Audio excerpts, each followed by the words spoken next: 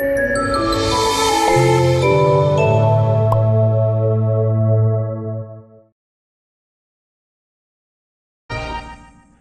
hapon po mga nanonood sa PTV. Ito po ang ating pong special coverage. Tunghayan po natin ang Dutertenomics presentation dyan sa ginaganap na 2017 World Economic Forum live po sa Cambodia.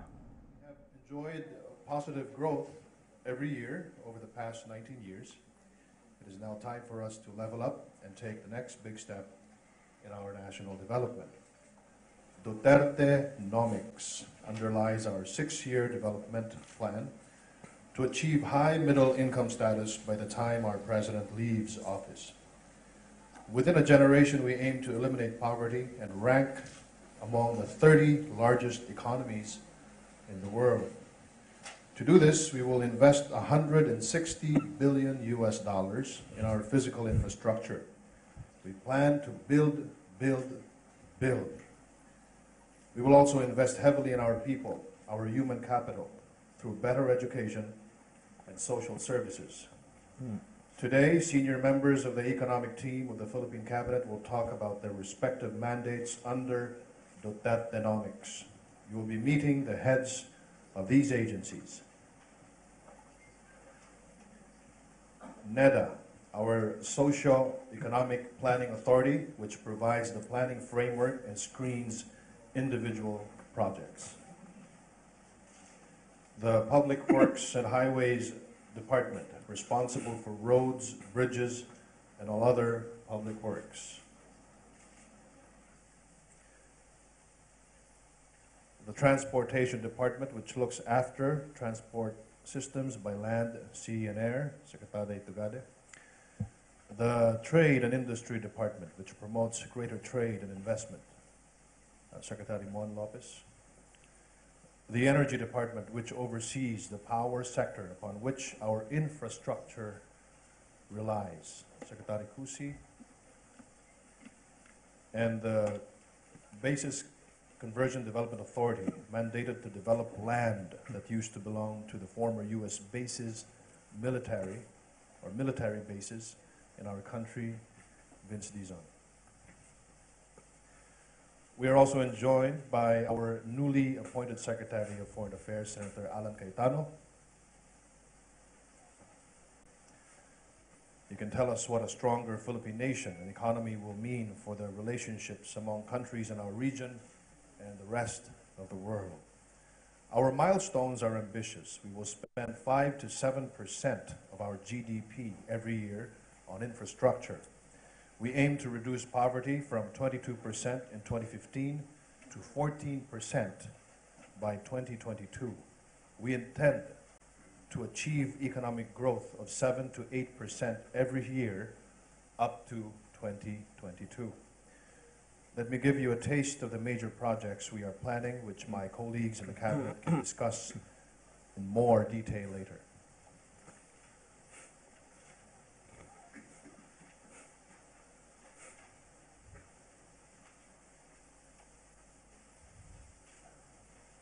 We need the volume, please.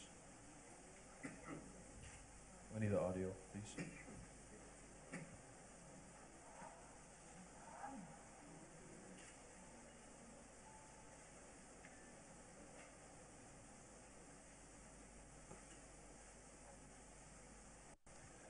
While they are fixing the volume of the video, let me just read through the prepared address. Secretary Villar of Public Works and Highways is building the Luzon Spineway Express. This is a 650-kilometer network of new or improved roads that will let you drive from La Union province in the north to Camarines Sur in the south in less than 12 hours. Along the way, you will take bypass routes so you don't have to enter the crowded streets of Metro Manila. Secretary Tugade of Transportation is rolling out 3 game changers in the railway sector alone. One will be the country's first subway system, running under those same crowded Manila streets. The second is completion of long overdue rail projects running to the north and south of Manila. And the third will be the long-awaited Mindanao Railway, which should make our president very happy. BCDA Chairman Dizon will oversee the transformation of Clark Airport in the country's second premier gateway, besides NAIA. This is part of the overhaul upgrading of the country's entire airport system under Secretary Tugade, with the development of Clark as an industrial and logistics hub. We are also building a whole new city to give residents of Metro Manila an alternative home. And I believe the video is ready.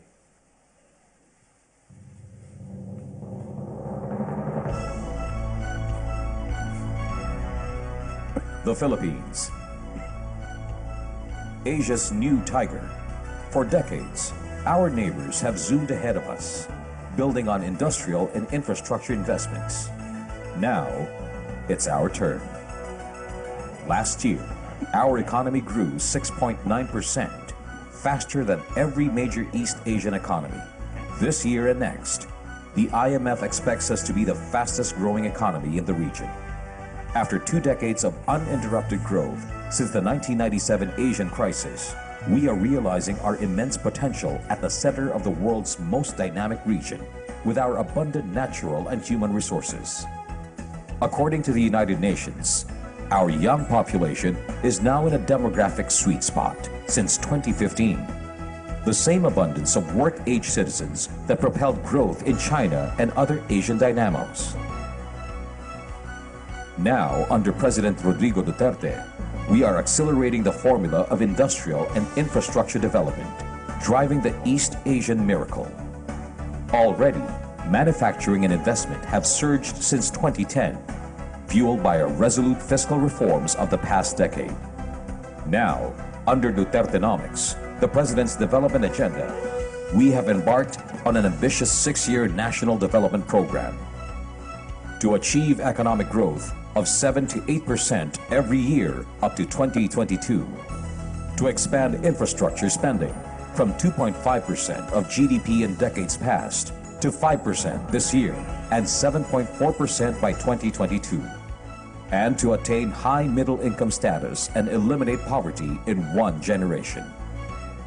The first order of business is to level up our infrastructure using our growing budget resources and overseas development assistance, and in partnership with you, the global investor. As an archipelago, the Philippines needs lots of infrastructure to power our growth and connect our island economies to major domestic and international markets. Over the coming 6 years, we will spend more than $160 billion in government and overseas development funds.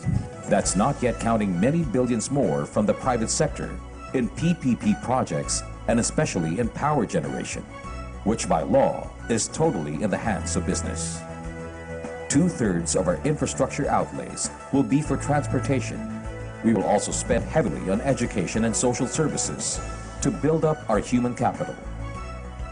These investments will boost growth and productivity in vast areas and sectors now lacking power, water, roads, ports, airports, telecoms, education, and social services. The World Economic Forum has predicted that the Philippines can become one of the 30 most powerful economies in the world in just 13 years. Be a part of this success story in Asia's dynamic new economic tiger, the Republic of the Philippines.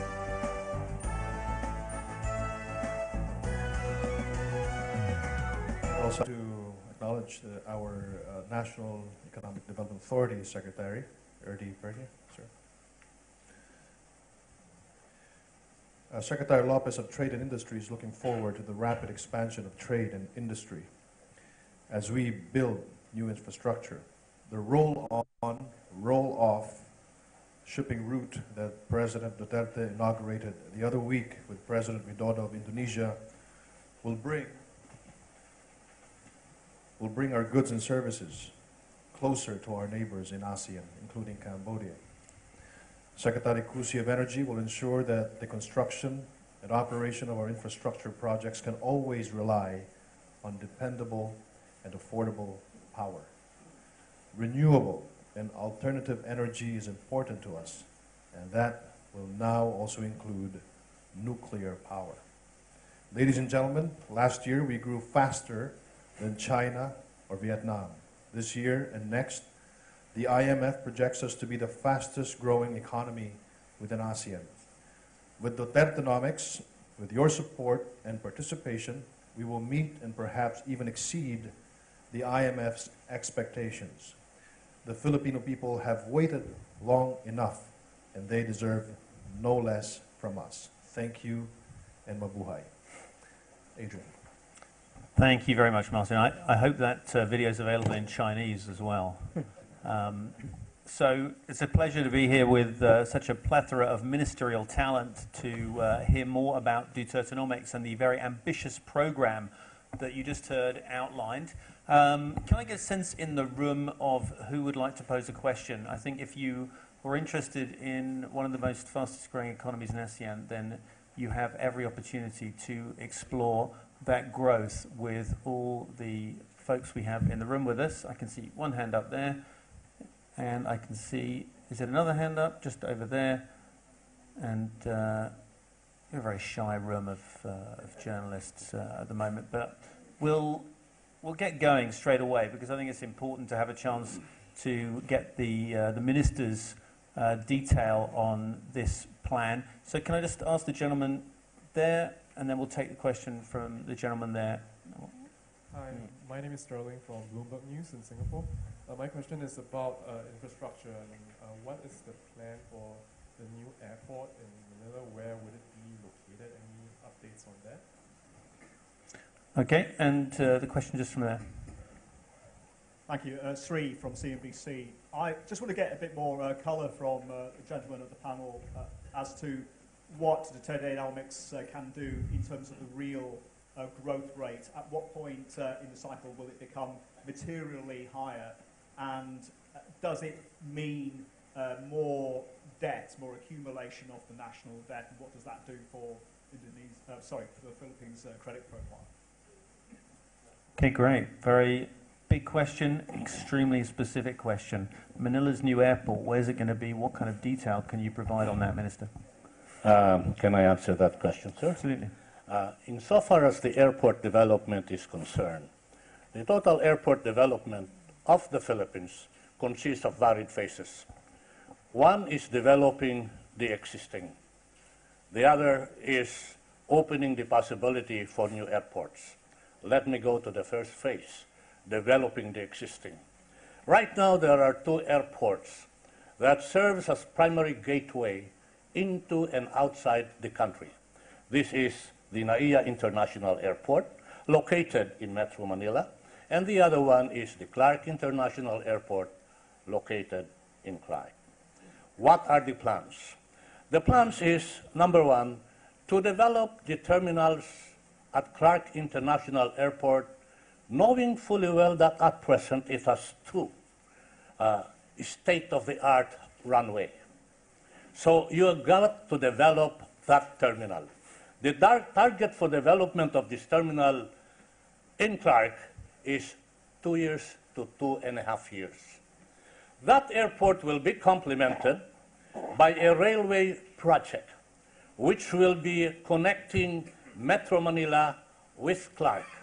Hopefully, what normally takes 2 to 2.5 hours travel from Manila to Clark will be reduced to a max of 30 minutes. Number two is NAIA.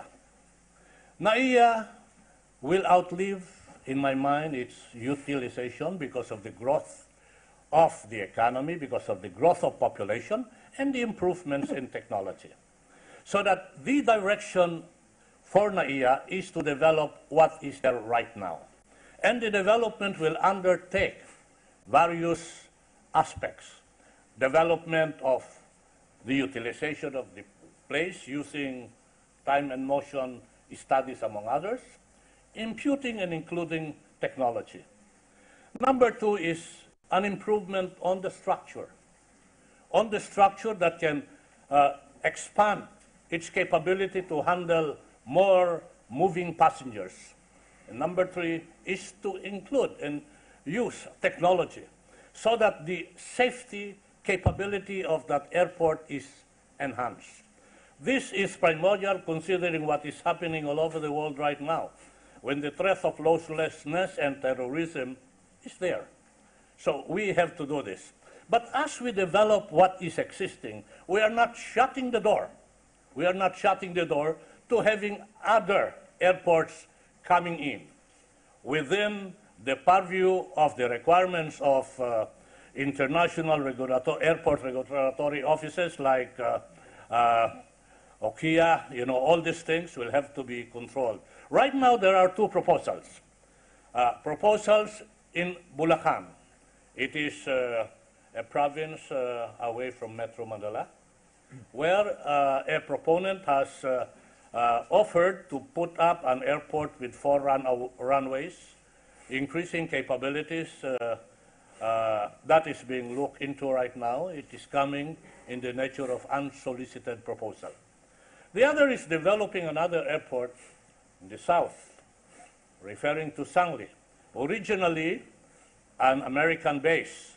The development of Sangli will not be developed only as an airport, but also as a possible seaport. Now, the priorities, considering the time constraints that are available to us, we have to handle first what can easily be done and what easily be handled, and that is improving the present. But as we improve the present, we look at the future and the possibilities and potentials of opening other airports to handle expanded requirements of passengers within the purview of international standards is there, and that is being looked into. So it's not so much build, build, build in the case of airports, more upgrade, upgrade, upgrade. Is that right, Secretary? Yes, that is the logical sequence of build, build, build.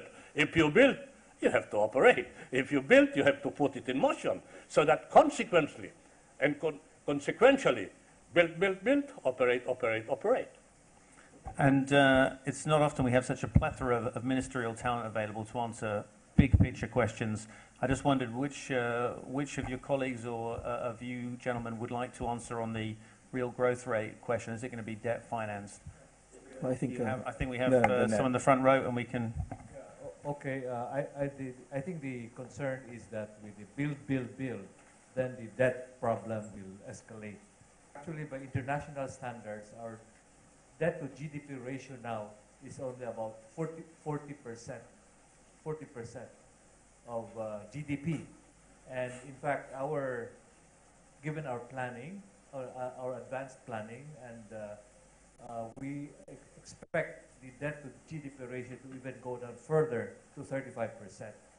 And that is because we have this comprehensive tax reform program, which is likely to be approved and implemented next year. And also the funding for the infrastructure program will be coming from soft loans, official development assistance, as well as local funding through private sector participation.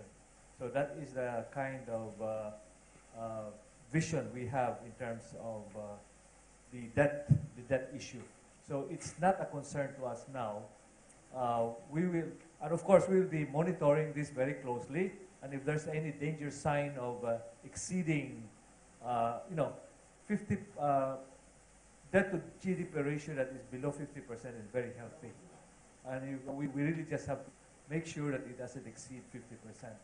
But we are not even looking at 50%. We're looking at 35% by the time, by 2025, or even earlier. Adrian? Minister. On the airport, let me just add a quick footnote. The development of the airport will not just be limited on the major metropolis. Remember, the Philippines is an archipelago, and the connectivity and mobility of other people in other places, in other provinces, surely will have to be enhanced. So that as we develop the primary gateway in the primary metropolis, we'll also be improving and putting up new airports in the provinces. Already, we are undertaking a massive program to make all the airports night-weighted, meaning to say that they are able to operate at night so that you can do a more rationalized and efficient flow in the metropolis.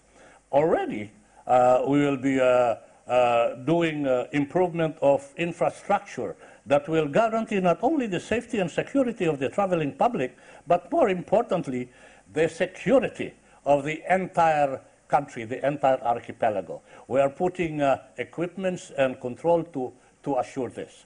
So that in terms of airport development, it is a holistic development that will not be centered or limited to the primary metropolis, but more importantly, to enhance mobility and connectivity with the other provinces and with the other regions. Secretary, thank you very much. Can I get a sense of some more questions in the room? Lady in the front, and do we have anyone wanting to get a couple more questions about that? Yeah. Sir, good afternoon. Sir, I just would like to know... Can you just tell us who you are and where you're from? Regalado of the Philippine Star. Thanks. Sir, you just mentioned about 168 billion the whole thing is worth, but I'm just curious how much of that total total amount would come from China? Okay, good question. Or are there parts of it that would come from China, or of all the plans that you're presenting to us now? Can we just squeeze in a couple more folks as well? So, lady there, and then follow up from the gentleman. Hi, I'm Jessica from Ecobusiness in Singapore. My question is, Dutertenomics has been called the golden era of infrastructure for the country, but in the Philippines, I think you face really serious threats from climate change, as well as rapid urbanization and environmental degradation. So can you share whether sustainable development and sustainability plays a role in your infrastructure and economic growth plans? Thank you. And last point from the gentleman just opposite. I think you had one, so that gentleman just there. Hi, Minister. Sorry, Sterling Wong from Bloomberg News again. Sorry to press, but could your colleague have a shot just beside you? On the airports again, between the two proposals for Bulacan and South, which are you favoring? Okay, just gentleman there. Yeah, hi, my name is Frederik Spohr from the German business paper Handelsblatt. I recently talked to some German business leaders in the Philippines, and they were kind of concerned what's happening with the war on drugs, because they kind of fear damage of the rule of law in general. And my question would relate to if you think that the war on drugs might actually lead to lesser foreign direct investments. Okay, thanks for that.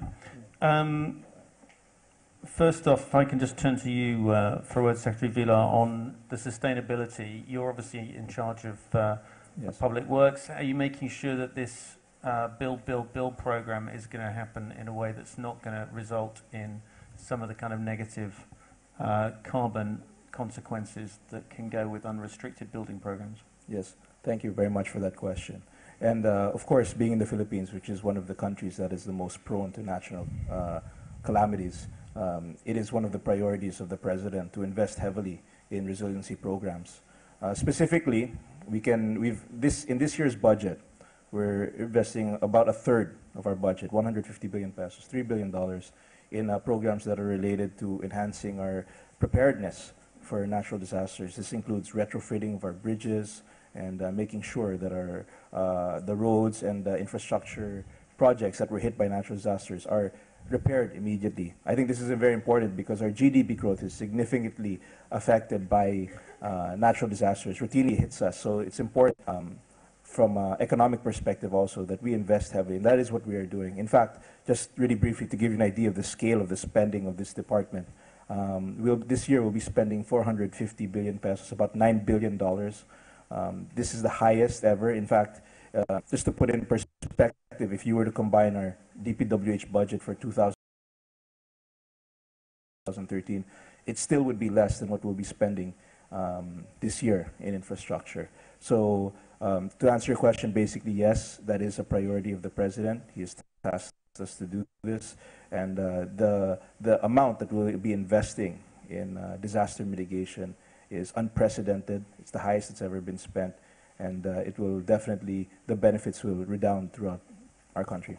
Secretary, thank you. I know we've got the Foreign Minister designate here. I'm sure, would you mind, sir, taking on the question regarding human rights? It's an extremely ambitious plan that you're outlining, which I'm sure will get a lot of people excited about the prospect of lifting tens, if not hundreds of thousands of people out of poverty, but it also comes at a time when the international community is looking at the Philippines and extrajudicial killings with great concern.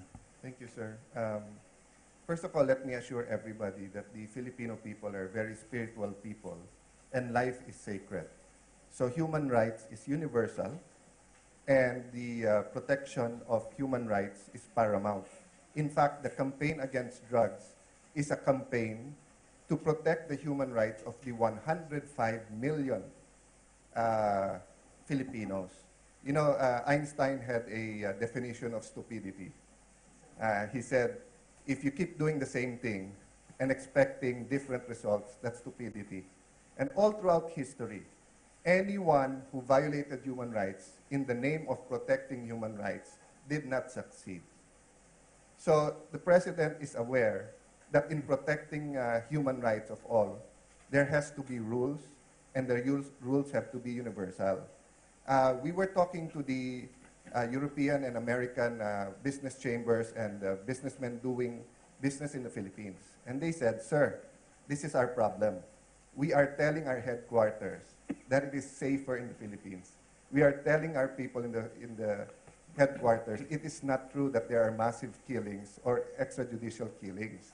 The problem, sir, is that in the foreign media, in Europe and the US, they only show the rhetorics of the president when he is mad at certain criticisms against the Philippines. They do not show the statements that are very presidential. They don't show the statements where he says police cannot abuse and that they are worse than criminality. We did make a presentation in the UN, and just to give you a glimpse of the presentation, in the 6 years of President Aquino, there's been more than 90,000 operations against drugs, legitimate police operations. In only 10 months, there has been 50,000 operations.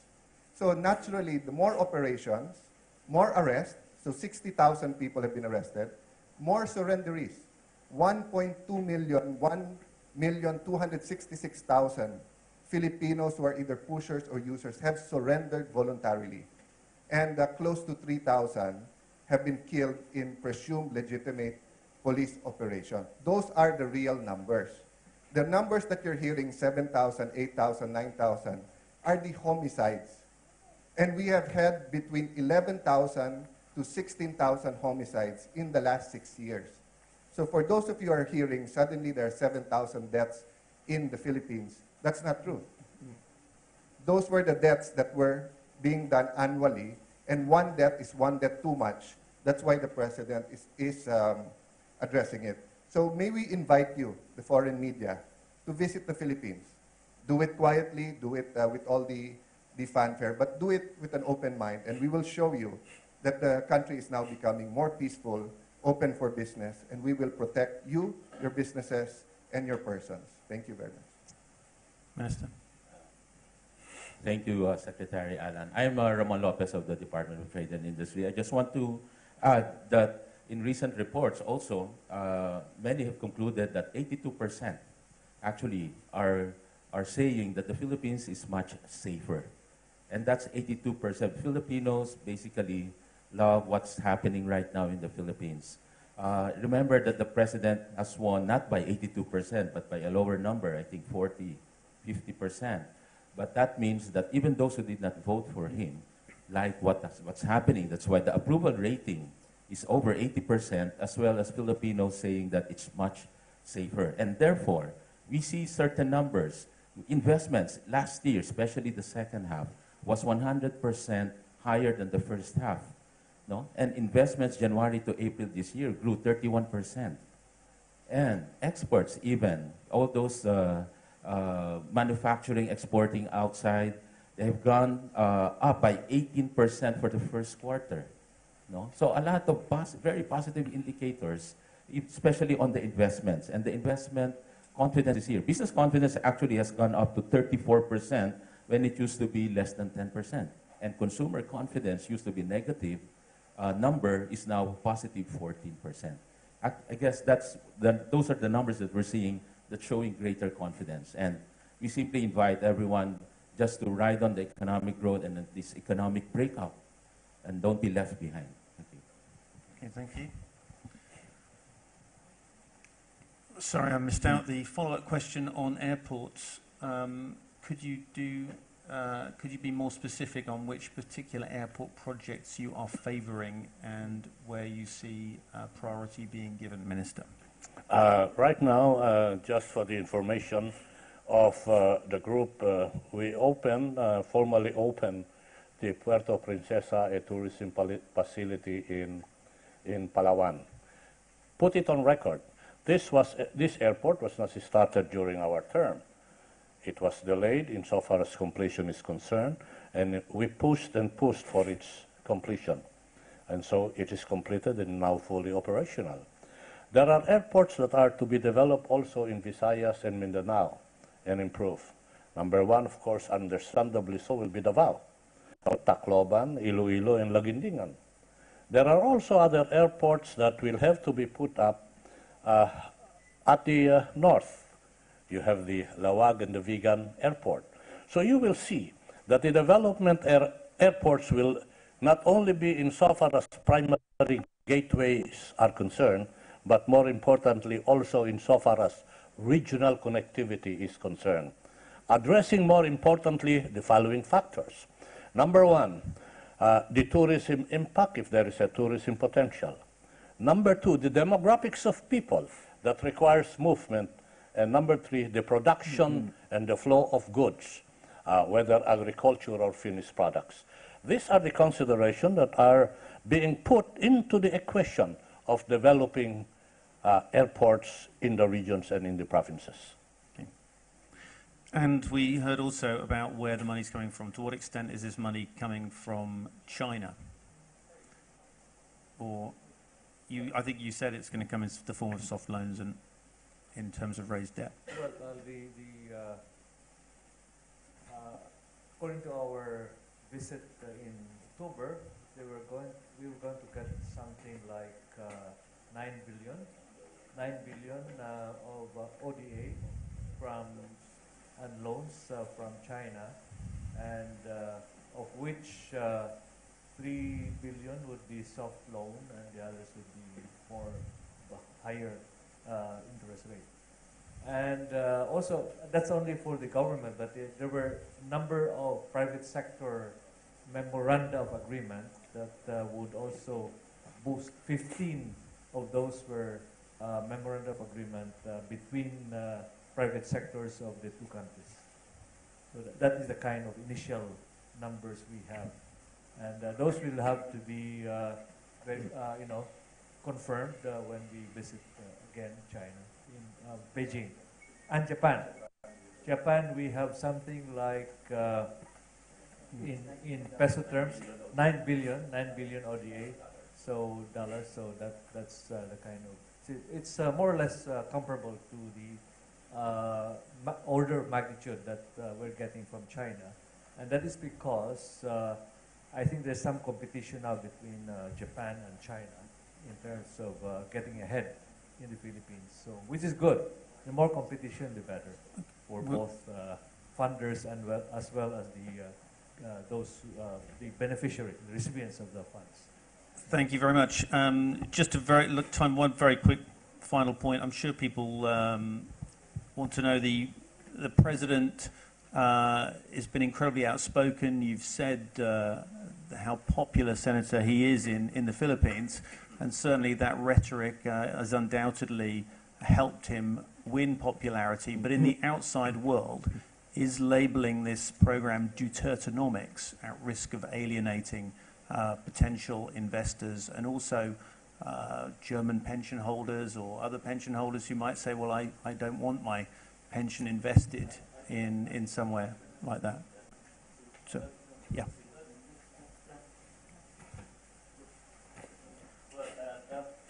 Philippines is a nation that is in a hurry to improve the lives of the Filipinos.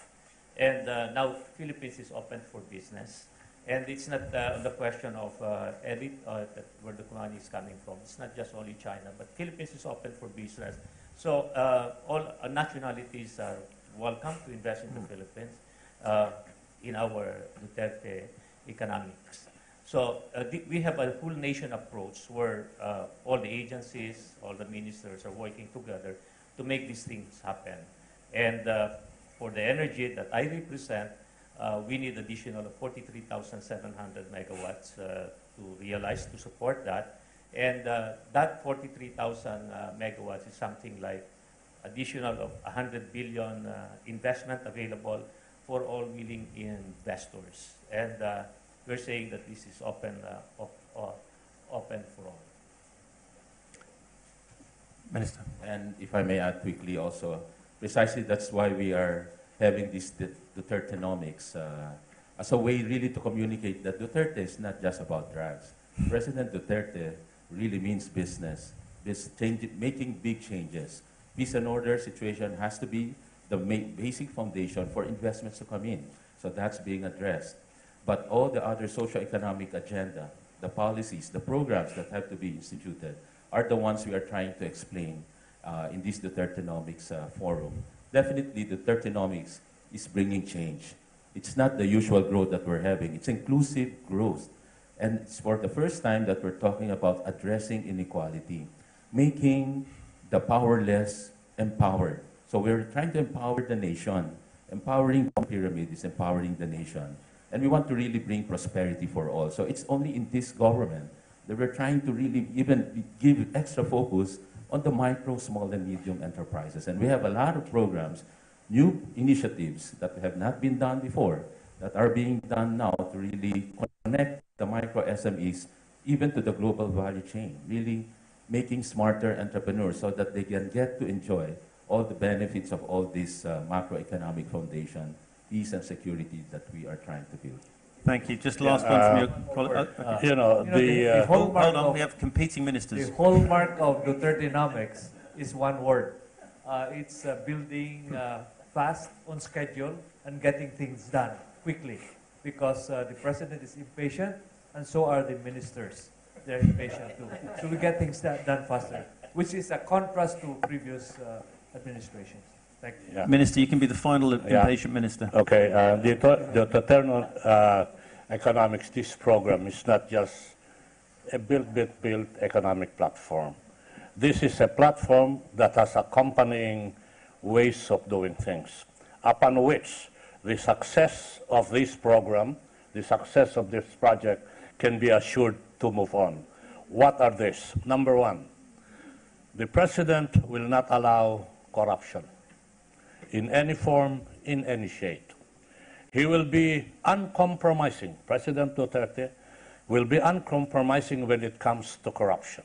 In other words, given this principle of no corruption, you actually put into fixed platform the level playing field. Number two, one of the program which is program War Against Drug and a lot of other things is to assure an environment of safety and security. So on one hand you have no corruption, on the other safe and secure. And that is what we are trying to do, and that is what the president is impressing every one of us to do, so that the businessman will be assured of level playing field, and the businessman will be assured of a safe and secure place of business. Number three, we follow the principle of accountability and transparency. Let me just cite one thing. Number one is how the process will be implemented. We have what we call the portals of freedom of information. This portal will you can download all the details of what are the projects that are being pursued, who are interested in the project, what is the status of the project, open, okay? One thing is, in the bidding, we are doing an online screening bidding. In other words, open to all. The full accountability and transparency is in place, and as it progresses, we will improve using technology. So you have no corruption, peace and order, full transparency and accountability. You marry these ways of doing things into the projects which we are expounding and telling public to come, telling the other nation to come and come join us in this journey. You are assured of your return of investment. This is what Duterte economics is all about.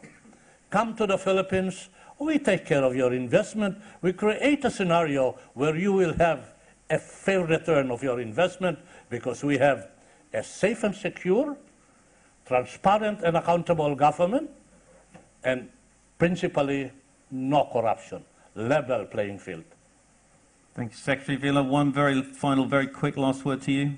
Yes, again, thank you. And I'd just like to reiterate this Dutertenomics is one of the most, an unprecedented program. As we know, countries in Asia, there's a need to invest heavily in infrastructure to unlock the potential.